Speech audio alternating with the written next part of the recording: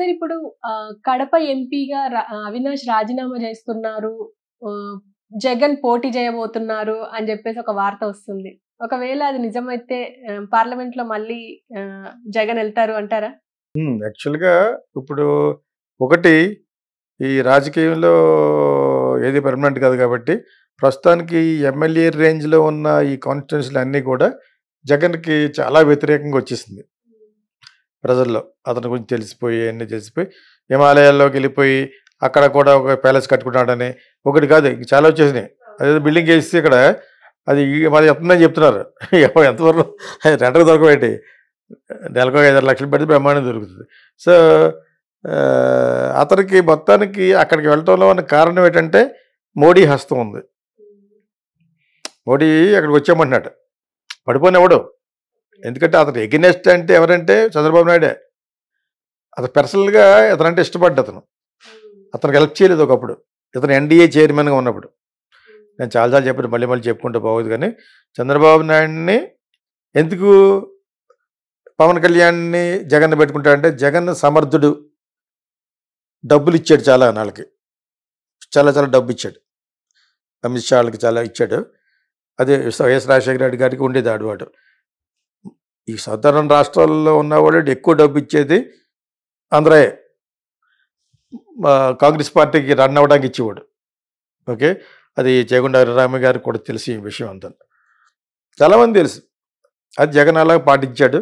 వాళ్ళని ఎక్కడ జాగ్రత్తగా చూసుకున్నాడు, ఆయన చేతులు కట్టుకుని ఉంచున్నాడు, అన్నీ చేశాడు. కాబట్టి మోడీ చేతులు కట్టుకున్నాడు కాదు ఇతని వల్ల. ఎందుకంటే రెడ్డి కమ్యూనిటీ మళ్ళా వైఎస్ఆర్సీపీ 40 పైనే వచ్చినాయి కదా, 42% వచ్చింది ఓటింగ్. ఎడ్జ్లో పోయారు అంతే. అంతేకాడికి ఎక్కడ కాదనుకుంటాడు. ఇంకా ఓటింగ్ తక్కువ పెద్ద పెరగకుండా ఇటు పవన్ కళ్యాణ్ ఎఫెక్ట్ తోటి గెలిచింది తెలుగుదేశం. అది చంద్రబాబు నాయుడు తెలుసు, వాళ్ళకి తెలుసు. ఆ ప్యాటర్న్లో వెళ్తారు రిలేషన్షిప్స్. సో అంచేత జగన్ని వెంటనే వదలకుండా అక్కడ పట్టుకెళ్ళి అతనికి ఉన్న రాజ్యసభలో ఉన్న ఉన్నాయి స్ట్రెంత్ ఉంది. ఆ రాజ్యసభలో ఉన్న సీట్లన్నీ అతనికి ఆయనకి సపోర్ట్ చేయాలి అని బిల్లు పెట్టినప్పుడు ఇంక చాలా ఉన్నాయి. దాని చేత మోడీ వీళ్ళు ask him to come and also అతన్ని జైల్లో పెట్టేస్తారు. ఎవరిని ఆర్ ఆపితే ఆపొచ్చు. జగన్ కానీ సపోర్ట్ చేస్తారు. అబ్బాయి పేరు ఏం పేరు, అవినాష్ రెడ్డి. అవినాష్ రెడ్డి మీద ఉన్న ద్వేషం కొద్దీ ఇతను పాలిటిక్స్ చేయట్లేదు చెప్పలేము. ఎలాగైపోయి లోపలికి వెళ్ళిపోతాడు, ఇక అతను ఎవరో రక్షించలేరు అనుకునే టైం వచ్చేటప్పటికి అతను లోపల పెడతారు. ఎందుకు నేను తీసుకొస్తానంటాడు, ఉండిపోతాడు 2-3 సంవత్సరాలు. జగన్ ఏ ఏ ఏ పక్కన ఏ కాయిన్లు ఏముండో తెలియదు. ముందు నీ స్వార్థం చూసుకుంటావు అంతేనా, అంతే. ప్లస్ నేను 2-3 సార్లు పిరికోడు ఎందుకన్నాను, ఎవ్రీ ఫ్రాక్షన్ ఇచ్చేసే పిరికోడు. ఇది వాళ్ళు చేసిన ఏదో పనులు ఉంటాయి కాబట్టి ఏ పక్క నుంచి ఎవరు రాయేస్తాడో తెలియదు. రాయేస్తాడు, బాంబు వేస్తాడు. అర్థమైంది మీకు? చేత an eye for an eye ends the whole world blind. కంటికి కన్నిని తీసుకునే తత్వం కానీ యాటిట్యూడ్ ఉంటే ప్రపంచం అంతా అంధకారం అయిపోద్దని జీసస్ క్రైస్ట్, మహాత్మా గాంధీ అన్నారు. అది అందరికీ అదే. ఏ కత్తితో అయితే నువ్వు గెలవాలనుకున్నావు అదే కత్తితో చచ్చిపోతావు నువ్వు. ఇది జరిగేది యాక్చువల్గా. సో ఈ టైంలో మోడీ అక్కడికి ఎందుకు రామంటే కారణం ఇతని దగ్గర ఇంకా కొన్ని ఓట్లు ఉన్నాయి. తర్వాత ఇక్కడ 40% ప్లస్ ఓట్స్ ఉన్నాయి. రేపు పొద్దున్న ఇతను కాకుండా స్టేట్ గవర్నమెంట్లో అదే అసెంబ్లీలో నిలబడేవాడిని వచ్చే ఎలక్షన్కి వాళ్ళ తరపున పెట్టచ్చు. వాళ్ళ ఆవిడ ఉండొచ్చు, వాళ్ళ అమ్మాయిలు ఉండొచ్చు. తరం మారిపోయింది కదా, ఎనీథింగ్ ఇట్ హ్యాపెన్. పూర్తిగా పడిపోయాడు అనలేదు. ఎందుకంటే ఎందుకు పడిపోయాడు అంటే అతని యొక్క యాటిట్యూడ్ మంచిది కాదు, అసలు మంచిది కాదు. దాన్ని అతని యొక్క బ్యాడ్ గురించే వీళ్ళు గెలిచారని చాలాసార్లు చెప్పుకున్నాం. అక్కడ వెళ్ళటంలో ఉన్న అంతరార్థం పూర్తిగా తెలియదు కానీ ఇప్పుడు చెప్పలేం. కానీ there is very big master plan of Modi. అక్కడికి వెళ్ళిన తర్వాత మోడీ కానీ పడిపోయాడు అనుకో అతను మళ్ళీ కాంగ్రెస్లో కలిసిపోవచ్చు. Anything might happen in politics. ఏంటంటే నాకు పెద్దపేట వేసి స్టేట్ గవర్నమెంట్లో కాంగ్రెస్ నిలబడకుండా వైఎస్ఆర్సీపీ ఒకటే నిలబడుద్ది. మన ఇద్దరం ఇప్పుడు ఎలాగైతే కూటమి ఇక్కడ నిలబడ్డారో ఆ విధంగా వైఎస్ఆర్సీపీ కాంగ్రెస్ కలిసి నిలబడుతుంది. అప్పుడు మీకు మళ్ళీ జీవం వస్తుందని అదొక అగ్రిమెంట్ ఉండొచ్చు. ఇంకోటి ఏంటి, అక్కడికి వెళ్ళిన తర్వాత అతనికి మంచి పొజిషన్ ఇవ్వచ్చు. ఎవరైనా ఇస్తారు. ఇప్పుడు ఎంపీ ఎలా గెలుస్తాడు, ఎంపీ ఎందుకు వెళ్ళడు, కొన్ని వేల కోట్లు అవుతుంది. అవినాష్ రెడ్డి గెలిచిన సీటే అది, మర్డర్ చేసినోడే గెలిపించారు, ఇంకేదో గెలిపించరా. ఇప్పుడు ఆల్రెడీ ఒక 20% సింపతి కూడా వస్తుంది. అలా మళ్ళీ గెలుస్తాడు. గెలిచిన తర్వాత అక్కడ పాటుకు రాజకీయం ఆడడం విషయంలో మోడీ మెయిన్ హస్తం. ఇతను కూడా పూర్తిగా మోడీ 100% ఇచ్చేయడు. ప్రస్తుతానికి కేసులు ఉండి అతను లోపలికి వెళ్ళకూడదు కాబట్టి, ప్లస్ అవినాష్ని కూడా కాపాడుకోవాలి కాబట్టి ఇంకొంచెం అలా ఉన్నాడు. వాళ్ళకి అంత బలం తగ్గిపోయింది ఇప్పుడు. ఈడీ, సిబిఐ మీ డిపార్ట్మెంట్లో ఉపయోగించేసే అరాచకాలు అన్నీ కదని పార్లమెంట్లో దుమ్మెత్తేస్తున్నారు. ఇంక్లూడింగ్ జస్టిస్ డిపార్ట్మెంట్ కూడా చేతిలో పెట్టుకున్నామని అలాగే చేస్తున్నారు. వాళ్ళు ఎదిరిస్తే ఇప్పుడు కొత్త చట్టంలో కూడా వాళ్ళకి కావాల్సినట్టుగానే ఉంటుంది. కొత్త చట్టాలు రావడం మంచిది. రాజ్యాంగాన్ని కూడా మార్చేసును ఈ పాటికి వాళ్ళకి పూర్తి మెజారిటీ వస్తేనే అన్నారు. మార్చాలి. ఎప్పుడో 60-70 ఏళ్ళ క్రితం పెట్టింది వైఆర్ యూ కీపింగ్ 10 సంవత్సరాల తర్వాత మార్చండి అని అంబేద్కర్ గారే చెప్పారు.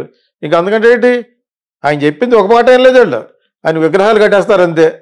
ఆయన ఇక్కడేమో ఇక్కడ ఆయన విగ్రహాలు, అక్కడ మోడీ వచ్చి క్యాస్ట్ ఫీదింగ్లో పటేల్ విగ్రహాలు. But Patel is worth, is a great man అని అన్నాను. అంత ఆయన కట్టమన్నాడా? ఆ 3,500 పోలవరంకి ఇస్తే పోలవరం ప్రాజెక్ట్ అయిపోయాను. అవదవుది చెప్తున్నాను జనరల్గా. సో ఇవన్నీ అన్నిసార్లు చెప్పుకున్నా, రిమైండ్ చేసుకున్నాం. ఎందుకంటే ఫైనల్లీ ఓట్ బ్యాంక్ రాజకీయం చేస్తున్నారండి. ఎవడైనా అదే చేస్తాడు. పవర్లో ఉండగలిగితేనే వాళ్ళ మనుగడ వాళ్ళు కాపాడుకోగలరు. లేకపోతే జైల్లోకి వెళ్ళిపోతారు భయం ఎవరికాళ్ళే. ఇది పూర్తి మెజారిటీ కాంగ్రెస్కి వస్తుంటే ఇప్పుడు అమిత్ షాని అద్దరిని కూడా జైలు పెట్టిన వీళ్ళు తక్కువేందని లేదు. వీళ్ళు ఇప్పుడు వాళ్ళ దగ్గర నుంచి నేర్చుకున్నారు. వీళ్ళు రాహుల్ గాంధీ అండ్ పార్టీ, మమతా బెనర్జీ వీళ్ళంతా కూడా వాళ్ళు చేసిన టిట్ ఫర్ చాట్ ఎక్కడ చేయట్లేదు. మరి జగన్ చేస్తారు, అదేవిధంగా వాళ్ళకి చేస్తారు. ఇంకొక 2 స్టేట్లు పోయి వీళ్ళకి అబ్సల్యూట్ మెజారిటీ వచ్చినా కూడా అది పాసిబిలిటీస్ తక్కువ ఉంటాయి. ఎందుకంటే కాంగ్రెస్కి ఇండిపెండెంట్గా కొన్నే ఉన్నాయి. అందరూ కలిసే వాళ్ళు అందరూ కూడా గుంటనక్కలు. మమతా బెనర్జీ చాలా వెరీ ఇంటెలిజెంట్ పీపుల్ వాళ్ళు.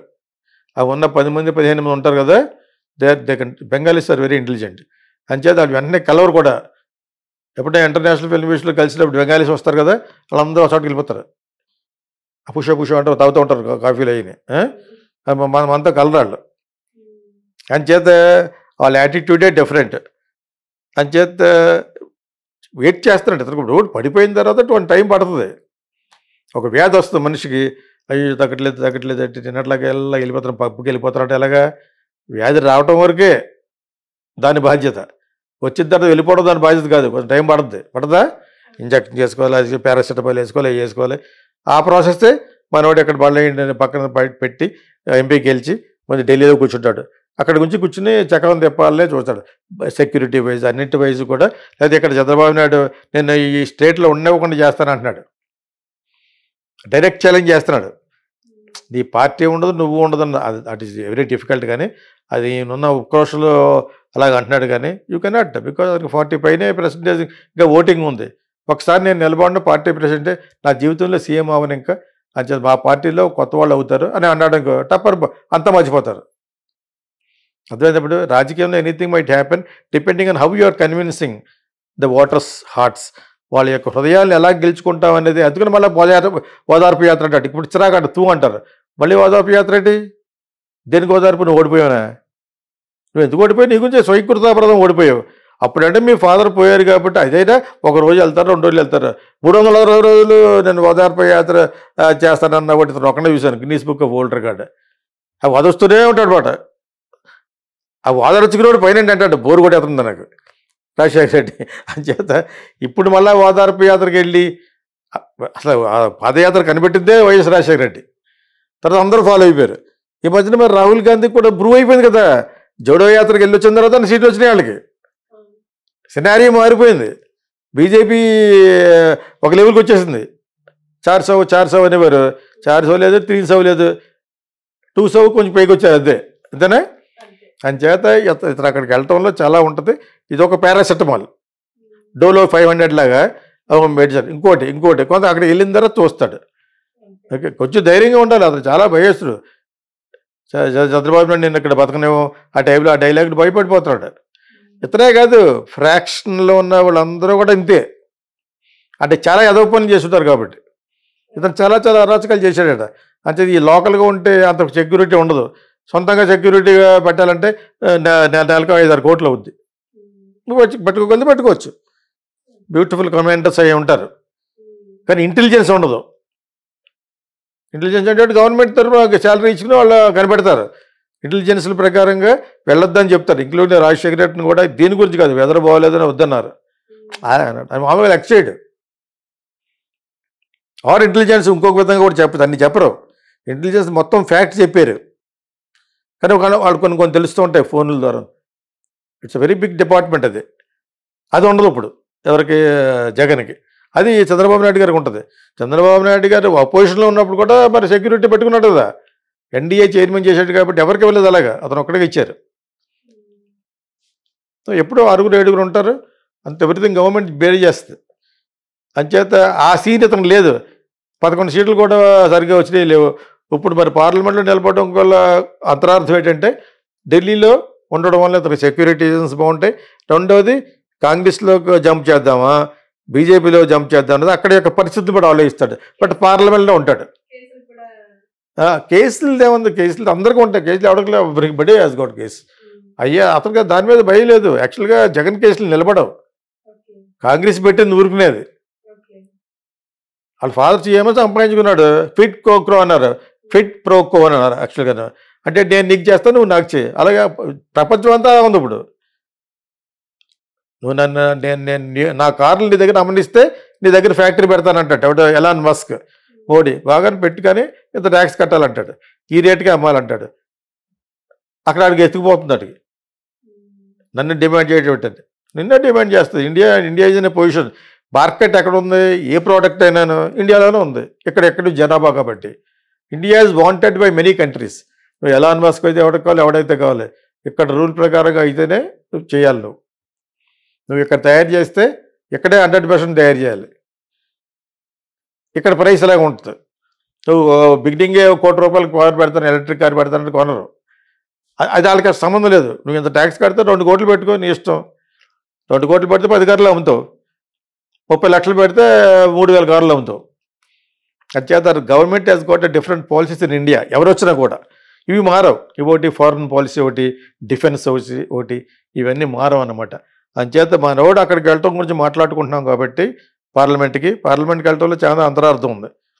ఆ మెయిన్ పార్టీలతో కలవచ్చు. మరి అదే పార్లమెంట్లో నడిచి వచ్చాడు సోనియా గాంధీతో. ఇప్పుడు మళ్ళీ అదే పార్లమెంట్కి వెళ్తున్నాడు. కర్మ. నువ్వు స్టేట్ని పాలించిన వాడు మళ్ళీ అక్కడ ఎందుకు వెళ్తున్నావు? చక్రం చెప్పాలంటే నువ్వు సేవ్ చేసుకోవాలి, నీ పార్టీని సేవ్ చేయగలగాలి. ఇక్కడ మటుకు అతను చీఫ్ మినిస్టర్గా ఒప్పుకోరు. సెంట్రల్కి వెళ్ళిన తర్వాత కొన్ని మంచి పనులు చేస్తున్నట్టుగా వస్తే మంచితోటే వెళ్ళాలి. ఆ ఇమేజ్ మారితే అప్పుడు కూడా నువ్వు కాకుండా ఇంకోటి సీఎం అయితేనే నా లెక్క ప్రకారంగా అతను సీఎంగా ఒప్పుకోరు ఇక్కడ.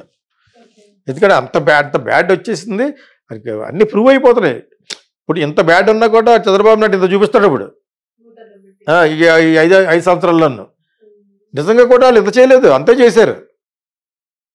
ఒక్కొక్కటి వెనకాల చట్టాలు చెప్పుతుంటే బోర్డు వచ్చేస్తున్నాయి. ఇప్పుడు కాకినాడ ఉంది, అతను నాకు తెలుసున్న శిష్యులు అంటే నేను చాలాసార్లు చెప్పాను, చంద్రశేఖర్ రెడ్డి. మరి అతను కూడా బయటపడతారు. అలాగే అన్ని కాన్స్టిట్యూన్సీలోనే చేసుకుంటూ వస్తున్నారు. వీళ్ళు చిన్న తప్పులే కాదు, పెద్ద పెద్ద తప్పులే చేశారు. అదేంటప్పుడు అదే పవన్ కళ్యాణ్ తీసుకుంటాడు.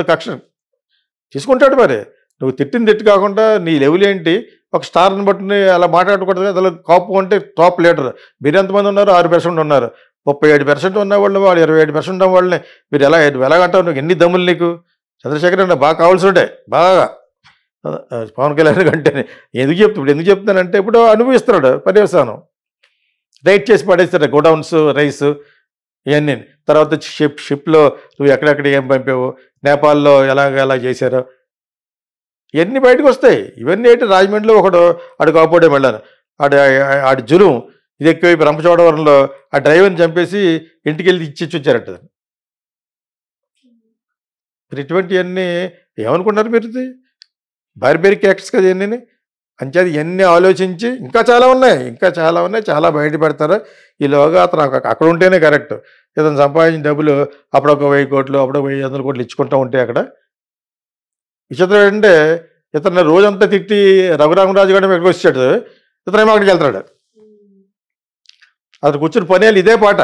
ఆ నోరు ఐరన్ టంగ్ అది.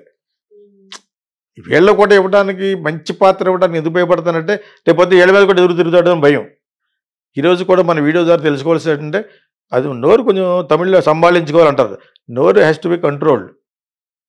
నోరు ఎవరు మాట్లాడాలి? మనం మాట్లాడాలి. బికాజ్ దాన్ని మాట్లాడాలి, గుడ్ మాట్లాడాలి, బ్యాడ్ మాట్లాడాలి, అగ్లీ మాట్లాడాలి. జరుగుతుంది అది. మరి ఈ సభ్య సమాజం అనుకుని కోరుకునే వాళ్ళకి చెప్పాలి, నిజమైన సభ్య సమాజం కాదు ఇది, corrupted, rusted to the roots.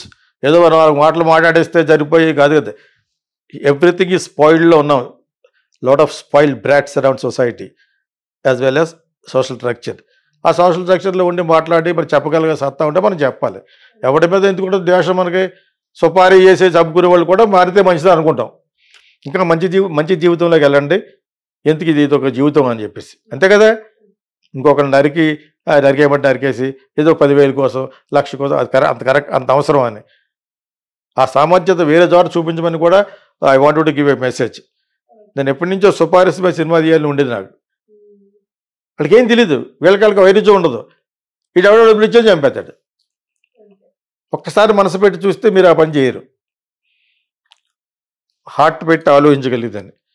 That's what I wanted. But social మీడియాలో మనలాంటి ఎటువంటి చెప్పాలి, కొంతమందికి అర్థమయ్యి ఒకసారి వాళ్ళు లీడర్ అని చెప్పేసి వాళ్ళ లీడర్లా కాదు నువ్వు చెప్పేది అది తెలియదేంటి, నీకంటే ఎక్కువ చదువుకున్నాను నేను, కరెక్ట్గా ఆలోచించి పెట్టండి, ముఖం మీద అంతాను. Okay sir, thank you very much sir.